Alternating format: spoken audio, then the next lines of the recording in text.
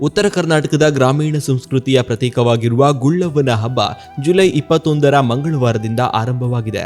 ಆಷಾಢ ಮಾಸದ 4 ಮಂಗಳವಾರಗಳ ಕಾಲ ಮಣ್ಣಿನ ಗುಳ್ಳವ್ವಳಿಗೆ ಪೂಜೆ ಸಲ್ಲಿಸಿ ಮಕ್ಕಳು ಮನೆ ಮನೆಗೆ ತೆರಳಿ ಆರತಿ ಎತ್ತುವುದು ಸಂಪ್ರದಾಯ. ಫಲವತ್ತತೆ, ಉತ್ತಮ ಮಳೆ ಹಾಗೂ ಸಮೃದ್ಧ ಬೆಳೆಗೆ ಈ ಹಬ್ಬ ಶುಭಕರ ಎಂಬ ನಂಬಿಕೆ ಜನಪದರಲ್ಲಿದೆ.